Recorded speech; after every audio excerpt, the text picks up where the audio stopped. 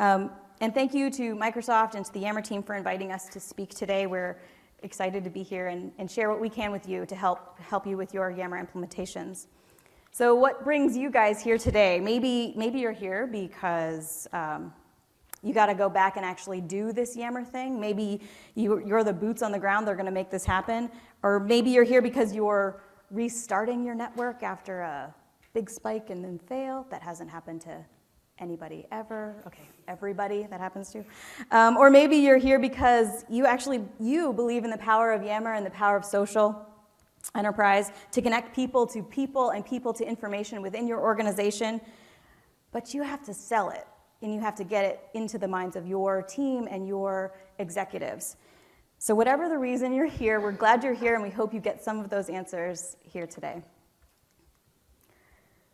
We want you to walk out of here today feeling less confused, more empowered, and that you have a scaffolding of a strategy that you can deploy to your team. So that you won't have to go through some of the headaches that many of us in this room have had to go through, so that you won't have to stop and start something again, and so that you can really start to deliver real business value to your organization with a tool like Yammer. So introduction-wise, I'm Amy Dolzine. I, as well as Greg, work in the knowledge organization at EY. I am also a Microsoft MVP for Yammer. And yes, with all of my friends over here. My role is really to help people become more aware of the tools that they can use to help them with their collaboration and teamwork and unlock the power of the business value that those things can deliver in organizations, teams, and businesses. And Greg. Yeah, hi everybody. Thanks again for coming in on the last session. My name's Greg Nemeth. I lead our knowledge platform team, which is responsible for the product management and operational support for all of the digital enablers that we use to foster knowledge sharing, collaboration, and really kind of form the nucleus of our intranet.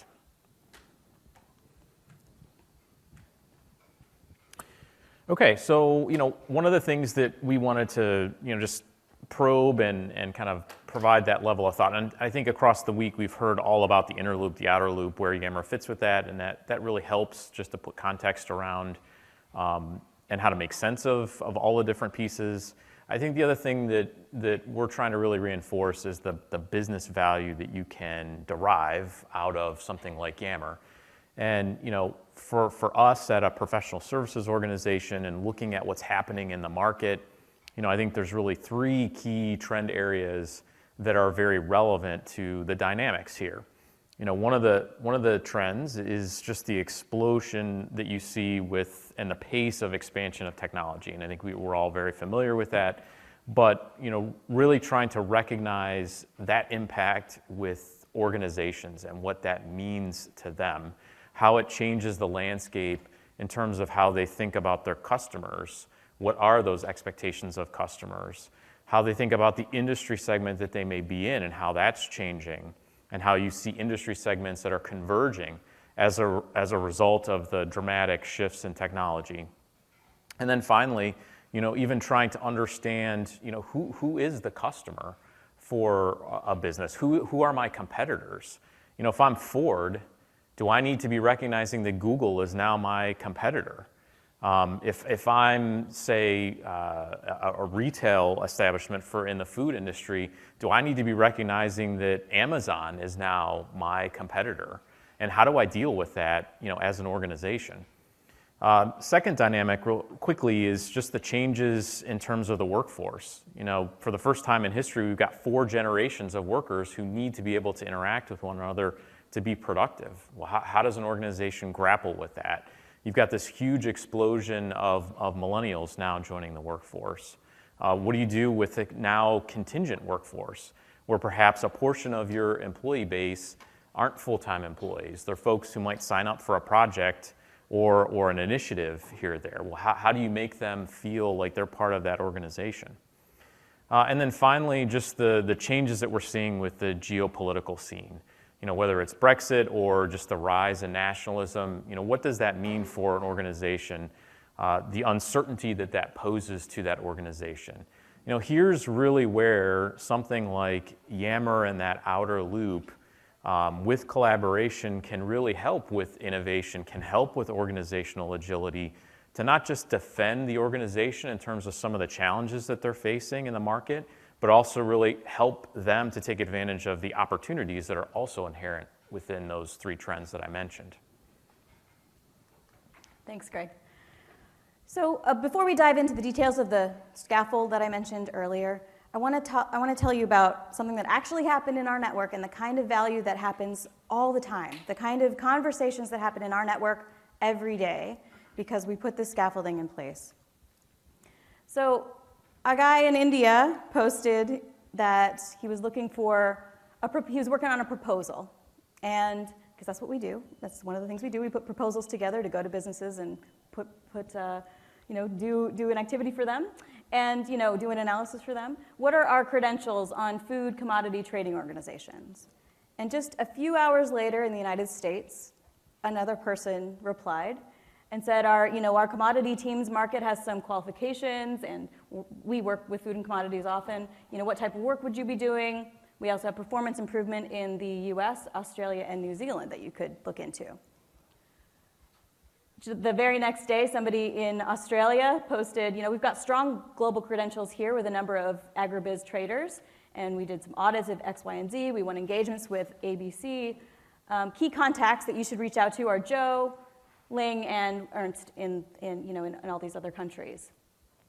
Just a little bit later than that, somebody responded that, hi, you know what, I'm just going to send you through the relevant credentials that we have here in our region. And a key person you might want to include is Nicola in Sydney, who's done some food and agri and grain experience. And then finally, somebody else, completely different, around, up in Finland, said, I suggest you include Sally, who's the editor of Food Focus, which is excellent. It's excellent. It receives regular praise, insights, and highly valued by my client. That kind of thing is really only possible in Yammer. This person did not know any of the people he was asking that question to. This person asked a question and got responses, actionable results within a few hours. It was global within 24 hours, 4 continents in 24 hours. And he got quality, targeted, meaningful, and actionable guidance right from one Yammer post.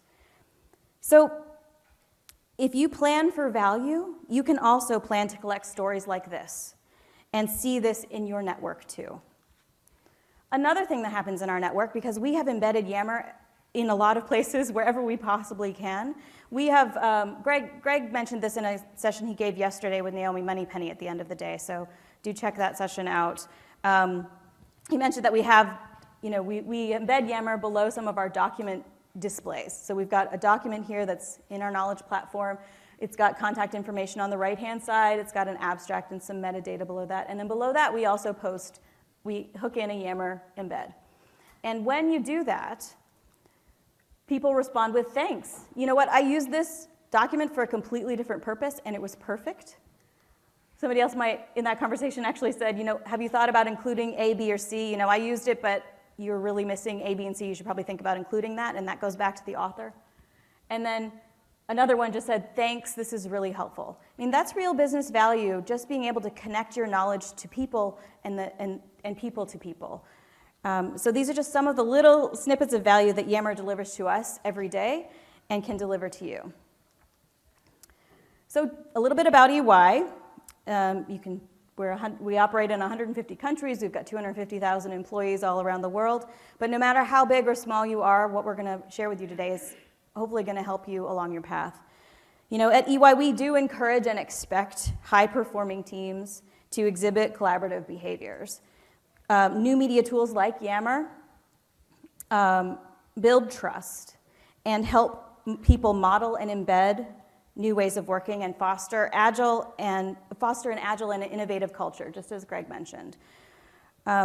We provide superior client service because of that collaboration and that focus on that commitment to that, both to our internal and external clients. Both Greg and I work for Knowledge. Our clients, the two of us, are internal. We service the rest of EY, but that in turn helps service our external clients. And we see knowledge management and a culture of knowledge sharing as integral to our success. That is why we use Yammer. The current state of social collaboration at EY is we've got 160,000 people on our Yammer network. You may know that I just said we had 250,000 people, and we only have 160,000 on Yammer, and that's okay. Yammer is an optional tool for us. It is something that we encourage people to use, but it is not necessarily adopted by everyone. But we have 160,000 people connected online. We have about 15,000 messages a month. Our actively engaged members are around 28%.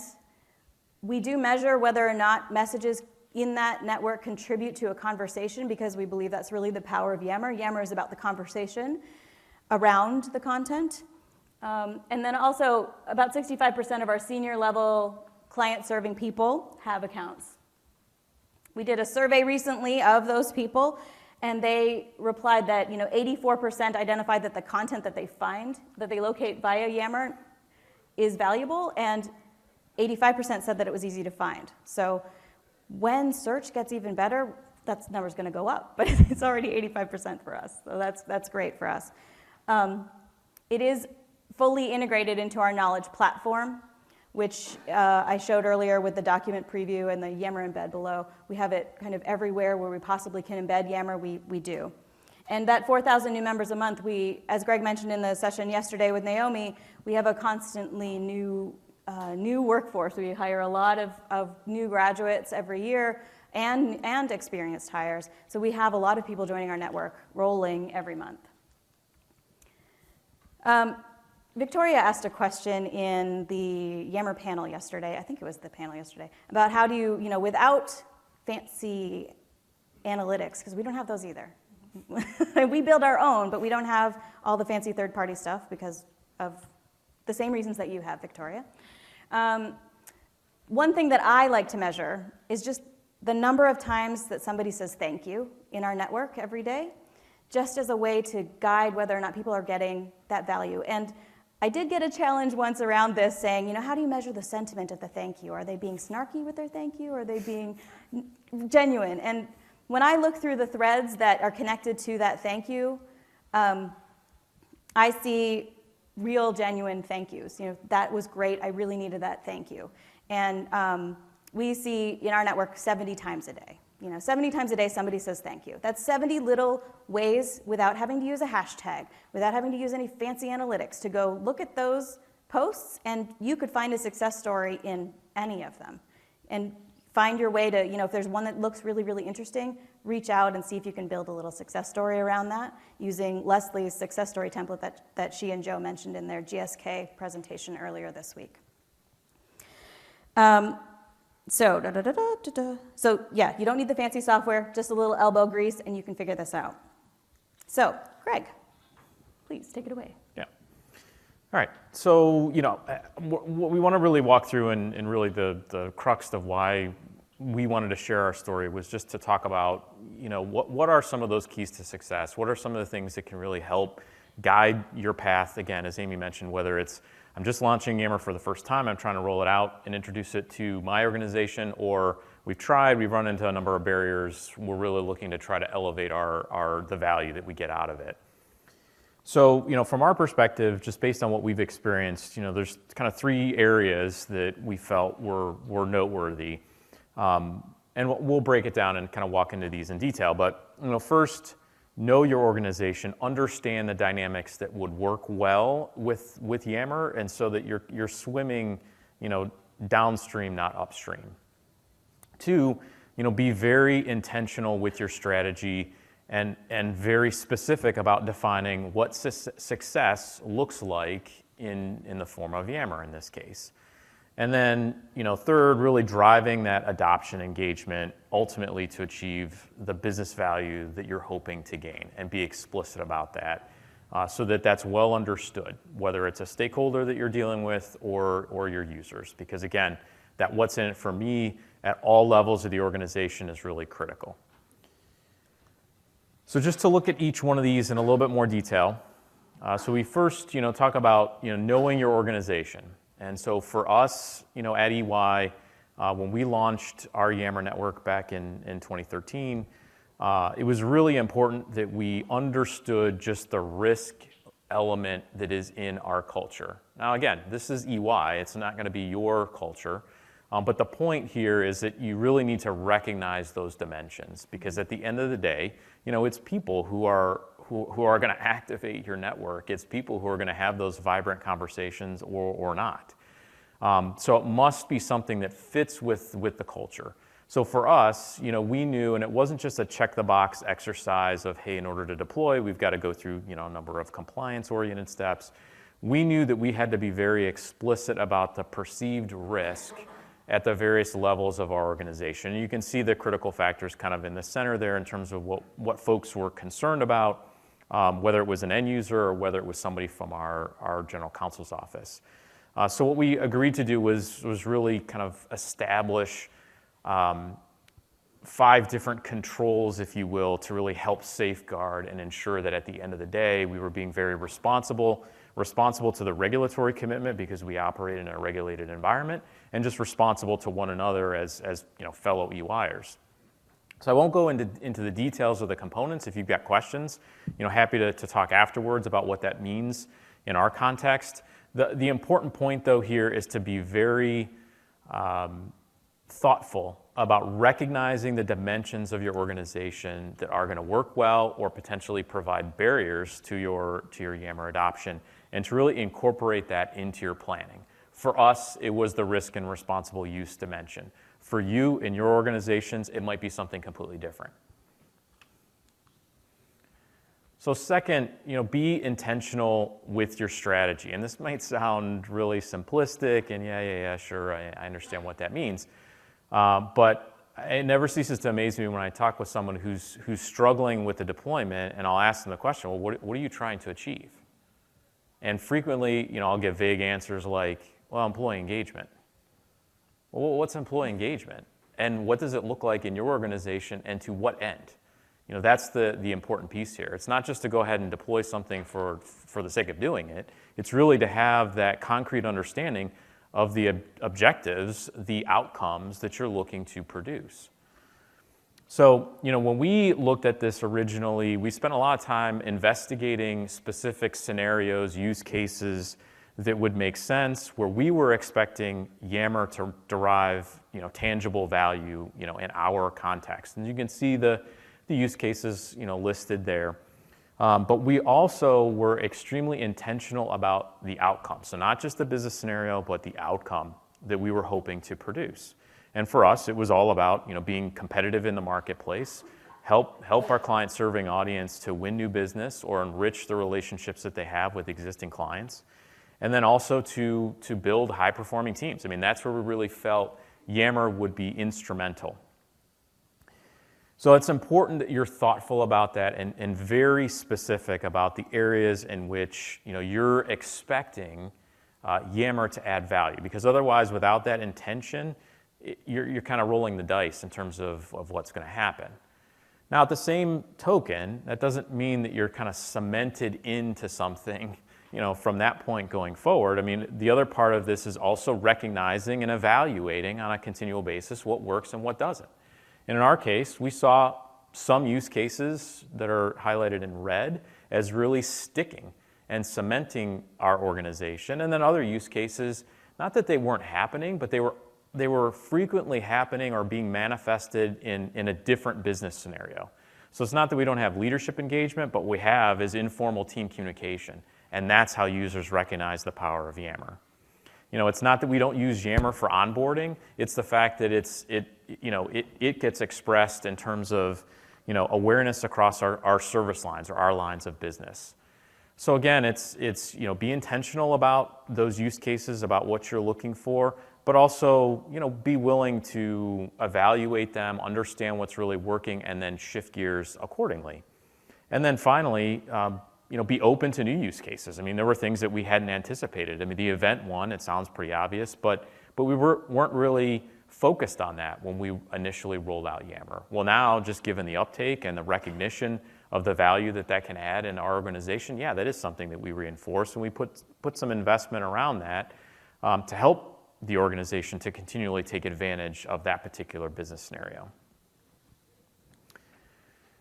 And then finally, define success. And again, be very intentional. We would encourage you, be very intentional, be very specific about what success looks like. And so it kind of goes back to the scenario, that Amy walked through, just in terms of what does that look like? What does success look like in Yammer? And it may seem that this should be obvious to members in your organization, but frequently, at least based on our experience, not so much. And we don't think that that's just because of the high rate of new joiners that we get. It's just that for many users across our organization, working out loud, understanding how to really get the power out of Yammer, that's not something that may come naturally to them.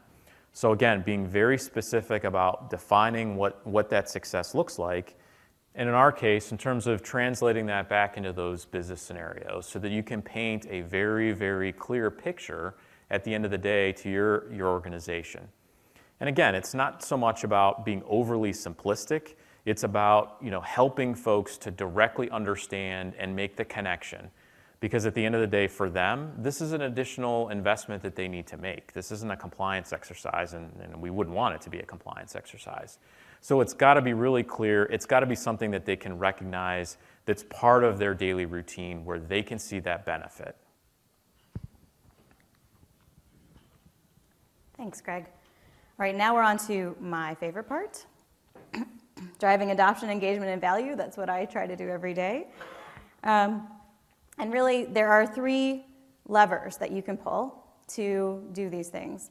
One is defining your clarity, define the clarity of purpose for every group or for your network. Engage and really, really focus on high-quality community management, and deeply integrate wherever you can Yammer into the way that people work, the things that they do. These 3 levers can help you define purpose, drive adoption, build engagement, and deliver value. So on the clarity of purpose, back in 2015, our colleague Tammy Young-Heck gave a great presentation on how we manage our endorsed groups and our tactical groups, and I encourage you, I'll link back to that in a Twitter post after this about that presentation. But we have 2 ways of managing our Yammer network. We have endorsed groups and we have tactical groups. Our endorsed groups are strategically aligned to a purpose of the organization, a service line, a market sector. They're aligned to a high-level organizational initiative or structure.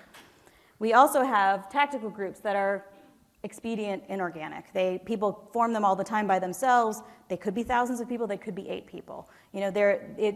We have both kinds of groups. We really, because we're a small organization, as far as the ones that can manage the Yammer network, we focus our time on helping the endorsed groups really succeed, and with a little pull through to the tactical groups.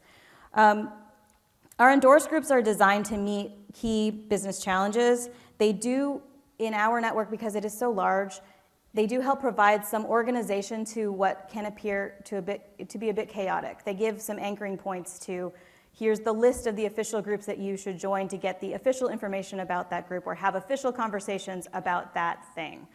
And that organization in a network of our size, and maybe even in small networks, does help people feel safe. That sounds like a fluffy word, but it makes people feel like, oh, this is managed, this has value, this is the place that somebody's actually going to answer my question. So think about that as you structure your network, that you may want to consider an approach of organizing your groups in this way. And they help, the endorsed groups help people find the official resources and the official people who can help them. And the tactical groups are really just for getting work done. And we didn't have teams for the first several years that we've had Yammer, so we had to use Yammer in the same way. We use it to get work done. We use it to form small teams and share ideas and get connected, and then ask out to the larger endorsed groups questions and things that we want to bring back to our smaller teams. So we use Yammer in that way too. For the high quality community management piece, we do care very much about community at EY. When we measure our top performing groups, because we do some measurement on our endorsed groups, there is a really high correlation between performance, the performance of the group may be measured by the quality of the diversity of conversations in that network, the clarity of the purpose of that group, the leader engagement that you're seeing in that group, the business value that's being delivered in that group. We really do see a correlation between that performance and the quality of the community management that's engaged in that group. And our key success factors that we found when we find those great community managers is that they are authentic, that they are just real human beings, just answering questions, reaching out to people in an authentic way. We do provide training to them that helps them understand the value of community. What is a community? What does a community manager do behind the scenes? What does a community manager do in the group? If you are looking for resources on how to do that, the Community Roundtable is a great organization that provides a ton of training around this idea. So if you can't build your own community management training, reach out to them. They have great resources. And Kaleem and Allison mentioned some of that in their presentation earlier this week about the community insights that are coming to those group managers. So we do provide training on that. We also provide mentoring. So we have a communities team who we have community advisors for our endorsed groups. Those community advisors do reach out to those community managers. There might be a community manager who supports maybe 6 or 7 endorsed groups, and they provide sort of that trusted advisor guidance. Here's a great best practice I saw in this other group that you might not have noticed. Here's something new that we're going to do. Here's a great new tip on Yammer. Those people provide that kind of guidance and advisory qualities. And then they are also our high performing community managers also have a level of accountability because we do measure this and we do measure how their groups are doing compared to other people. And they feel compared to other groups, they do feel accountable to their group and to enable their group's success. And then deeply integrating Yammer wherever you can into the ways that and where people work. We do embed Yammer, we embed conversations, and we also embed topics. Where there's a topic feed we want to follow, we embed that. Where there's conversations we want to follow, we embed the conversation. We do use Yammer at events, and I'll share that with you in a minute. And we also integrate this in the way that we serve in our knowledge organization, how we serve our internal clients. So I'm going to talk through some of those scenarios with you. On the embedded conversations, on the right-hand side of the screen is our EY homepage, the intranet homepage that people see. We embed Yammer right there on that homepage. It is that person's feed, so they can dive in right away and see what's going on in the network in the groups that they're a part of or in the feed that shows up there. And that is very helpful because it just lets people see a little connection to what's going on in Yammer right there on the homepage that they're driven to every single day. The conversation around content that I mentioned earlier is on the left-hand side of the screen, where we have, I'm so sorry, nope, is the conversation around content. I mentioned it earlier when documents come to pass. This is an actual site that we have that's focused on digital, for example. We have a site focused on digital content. And we have Yammer embedded as well at the bottom of that page because we believe that the conversations around that content are really what matters. So we embed it wherever we possibly can to help drive the conversation beyond just looking at the document. When we embed a topic tag, in this case, we use a topic tag or hashtag called knowledge help. When anybody needs help related to a knowledge topic, they can use the hashtag knowledge help, and any one of our knowledge advisors can reach out and help them find the resource or content or person that can help them with that thing. On the team site for Knowledge Help, the group that actually does that kind of thing, we embed that tag right up there on their team site so that when they go to their site, they see the Yammer conversations that are coming into the feed and they can act on that or just get a feeling for what's happening today in the Knowledge Help, on the Knowledge Help hashtag. So we embed that wherever we can, relevant topics onto team sites or wherever it's required. And then events. Now I know there's a lot of stuff on this slide, so stick with me for a second. We had an event, and it was an event run by one of our service lines. They had when you think of an event, you think of coming to Microsoft Ignite, where 25,000 people come to one place, and they are all talking about 1 million conversations. Well, in this case, this event happened one day, 8,000 people in 46 cities in 4 countries over one day. And they used Yammer to help connect all of those people to one common tag, the Super Friday tag. And that enabled them to see what was going on in Sao Paulo, help them see what was happening, in Alpharetta, Georgia. They could see it all together in one topic feed, and they didn't necessarily, all of them had different groups. There was no way to really get them all in the same place, so they used that tag to really help them get connected to one another. Because of that engagement, 1,200 almost 1,200 posts from almost 700 users who posted 1,000 images and 47 videos in that day containing that hashtag. They actually used the videos. What they did in their session, in their event, was they recorded a business proposal that they were acting out, as if they got this problem and they had to act it out as if they were going to a client. When they uploaded those videos, they had to they had to upvote which ones they liked the best, and those people won an award during that day. And all of this happened in 46 cities in 4 countries, all in the same day, and people could see each other's videos and post and talk and stuff.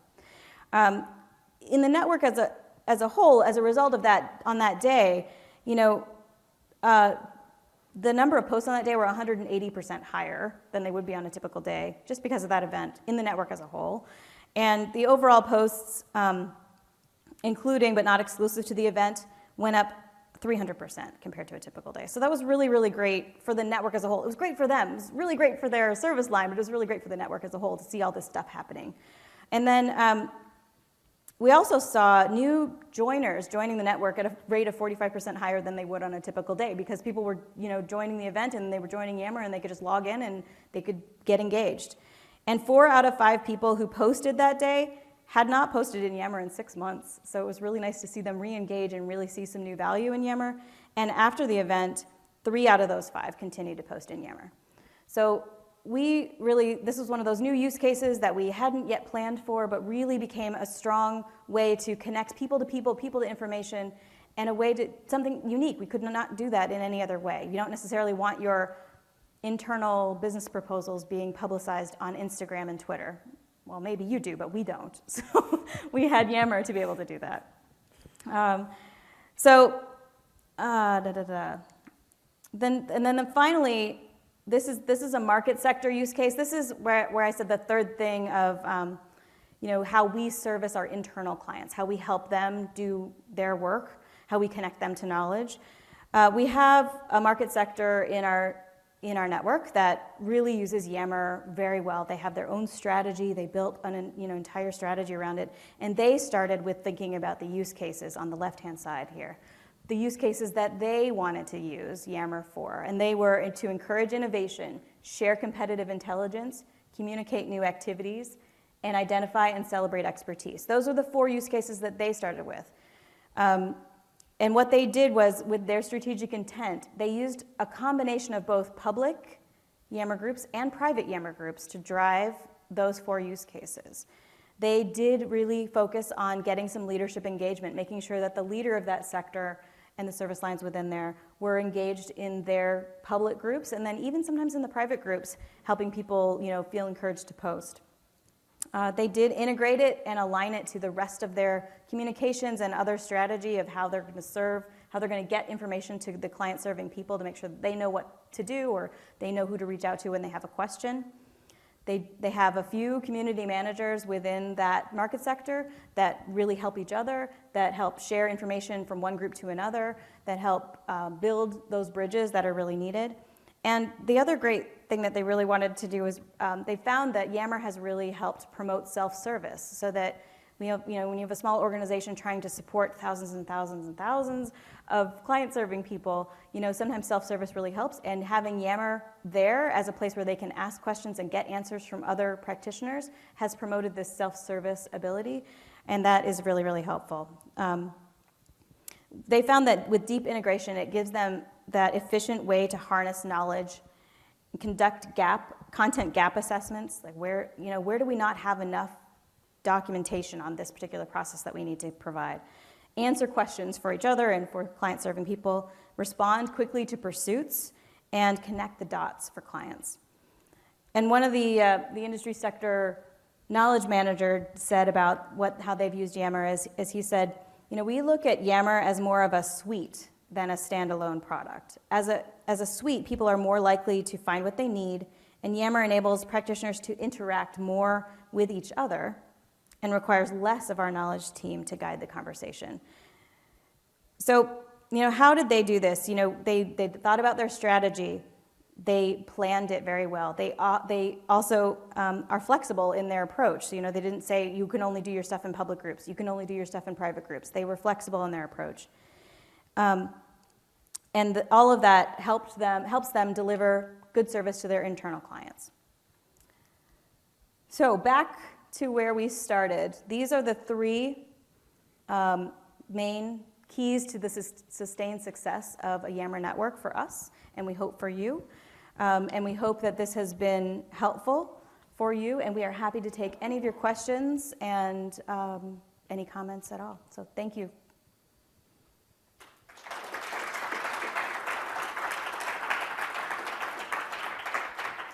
And we have goodies to give away. Yes, too, goodies. So, questions. How are you measuring those thank yous?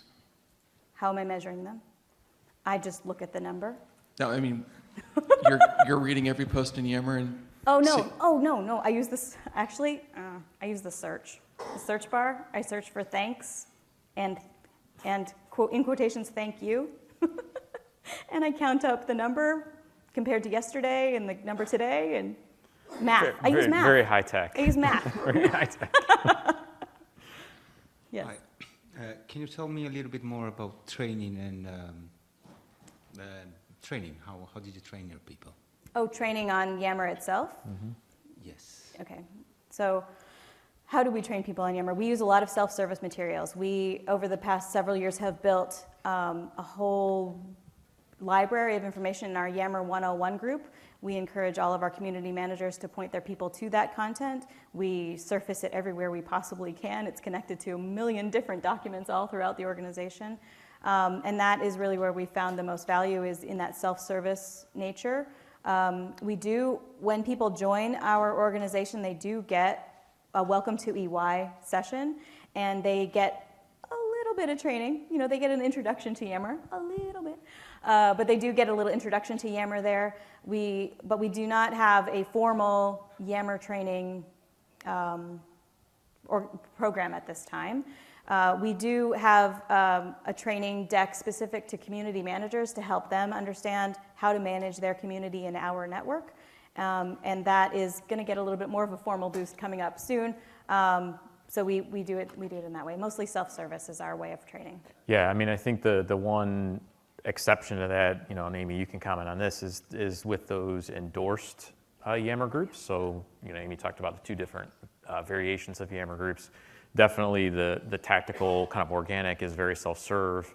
Leverages is the same material, same thought process, but the endorse, much more high touch, where you've got that, community advisor who is mentoring that community manager. We make all of those community managers go through it's like a 90-minute, 2-hour training session to really help them understand how to mature their network, how to launch it appropriately, and then the things that they can do, leading practices that they can follow to ensure that they're getting sustained success. So, yeah, I mean, there's definitely that kind of bifurcated approach, mm-hmm. recognizing that, we can't serve, 160,000 people, who are actively using Yammer with such a small team. Mm-hmm. We've got to scale. So part of it is that dimension of high touch for endorsed and assisted self-serve for the rest. Hi, thanks. Hi. I haven't used Yammer very much, but I was wondering how you distinguish between Teams and Yammer. Like when do you use one versus the other? Well, that's really easy for us. Because we haven't used Teams yet. But we will. And yeah, I mean, and I think I'll start and then I'll leave it to the MVP to answer that question. But I think that inner outer loop does help. I think for the first time, I really feel like there's a relatively straightforward way to approach what to use when, and recognizing where there's good crossover. And I think the integration opportunities that have started, and hopefully that'll continue, that should really help cement the two pieces together, well. So if you're really focused on team, productivity and executing on a mission, teams being kind of the right way to go. If you're looking for that kind of cross-org engagement and sharing to the unknown, where I'm not just working within that small, known set of team members, Yammer, tends to make the perfect sense. Yeah, that's how I envision us when we get teams being able to use it. The way we've used our small private Yammer groups to date, it's kind of like getting that on steroids, because you're going to have a whole, all the things, like a team site on steroids is what Teams is. You're going to have all the things, you can pull that in, and you can pull in the Yammer feed from a larger group that you'd like to include in your team, and all that. You can have conversations around a Yammer post before you're ready to respond to that public post. Like maybe it's a difficult question that you as a team haven't decided how to answer yet. Pull that post into your team and you can have that conversation quickly there and then respond back out into Yammer. And I really see them working really well together. I'm excited to have the opportunity to have them both. Yeah, yeah, and I think, too, the concept of just a community and recognizing what that is. Forget the technology for a minute, but what are the fundamentals of a community? And then, I think we really see that layers in well, with Yammer versus just a work team, which is very different from a community. I mean, a community needs to be sustaining, have something that's long-term, that's contributing back to the organization. A work team has a discrete output, a product, deliverable, whatever that they're trying to produce. And, for us, that's just a nice way to kind of create the right fork so it's clear, what to be using. Now, again, we'll see if our theory works in a couple of months, but yeah, we're excited at least about the potential opportunity there. So coming from a grossly smaller size organization, how do you get people from, instead of sending blast emails to a few people, to get their question out there, if you will, in Outlook, get them out of Outlook and into using something else that they'd have, so they don't have to go back and forth between two applications. I understand now that once you're in a group, you'll get pinged or you get pulled along, but to initially throw out that question, when people are used to just sending out a group email or even a company-wide email, find their niche and then take it further from there. So there are a lot of ways to accomplish some of those things. Yammer does provide notifications in email, and I would encourage you to look at what those notifications are and encourage your people to set them for themselves. Yammer lets you make the choice of how you want to be notified. So if you want to be notified of posts in a specific group in your email, you get that email and you can click on View Conversation and it'll take you right into Yammer. So Can you initiate it the other way around? Can you initiate from the email into a Yammer post? Mm-hmm. You can. So a lot of times in email newsletters or something, there might be a story about something that goes out, join the conversation here. You can start a conversation in the Yammer group where you want that conversation to happen. And every conversation in Yammer has a URL. Right. So you can hyperlink right to that URL and put people right into that conversation in Yammer. From that point forward. Yeah. So, but there's a lot of little tips and tricks on how to make the connections across the two platforms.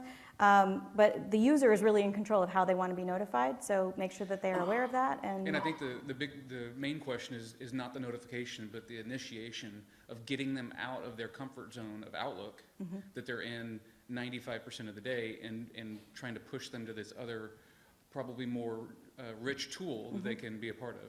Well, sometimes that does take, and Greg, you can answer too, but sometimes that does take a little personal prodding. So in an organization, you have a small organization, Yes. You can almost do that more easily in a smaller organization because you probably know everybody. Yep. And you probably know all of them. You can just go walk over to his office and be like, dude, really? You're going to send an email on that? Can't you just put it in Yammer? Or you can gently, behind the scenes, send him an email and say, that question, you could probably get that answered better over in this group that we created for that topic. Okay. And just some gentle reminders help. If you know the person really well, a nudge, right. Seriously. Okay. So community Adoption management is about practices. people. It's about being a person. It's about, doing the thing. And so if you're connecting with them in a smaller organization, I think you have a better chance of making that happen. Okay. Yeah, I mean, I Sorry?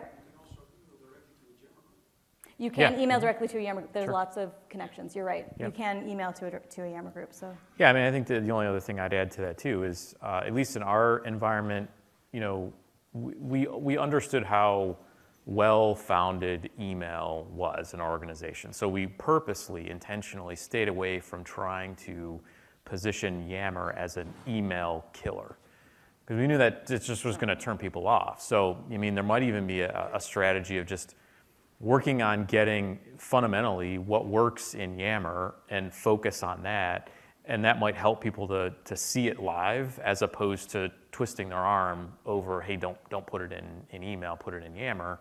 But I think it goes back to what we talked about as well in terms of being really intentional about what that looks like. What are the dynamics where Yammer can really be helpful and help to really make that well understood versus, hey, don't use email. And again, recognize you may not be going down that direction, but I think the thought process though of helping people understand where it's actually faster and easier and less friction in Yammer versus email, and really painting that clear picture so that helps to kind of get them started. And then I think they'll kind of unlock the power of what they see themselves. I mean, the partner that we worked with when we launched Yammer, I mean, he was hysterical because he was very old school, and he was initially not all that excited about the responsibility that he found himself having.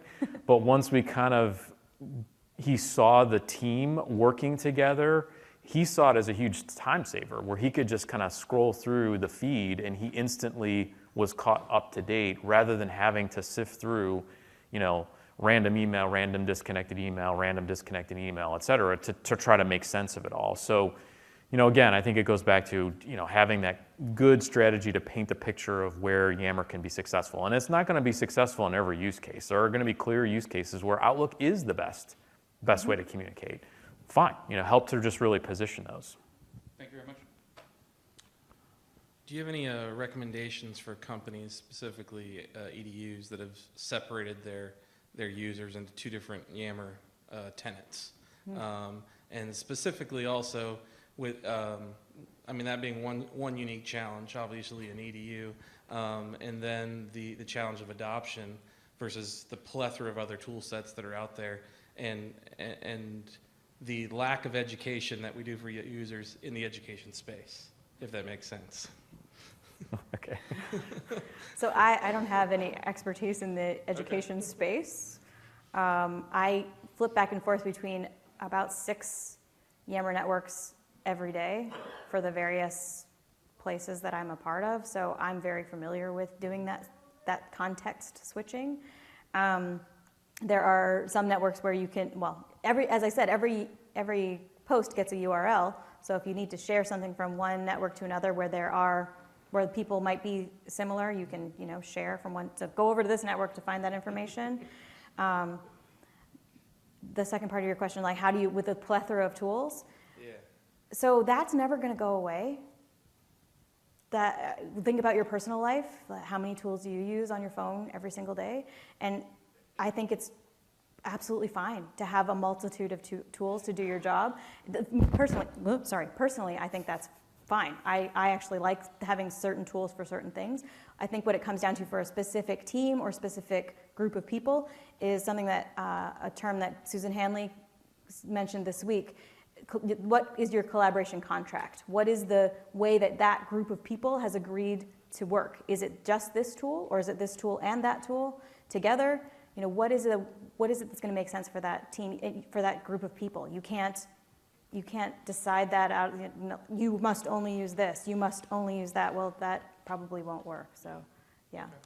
You need a lot of tools to build a house. Yeah, and if you're interested, maybe we can talk offline. Is there a need why they have to be separate in terms of separate Yammer tenants, or is there an opportunity to merge them?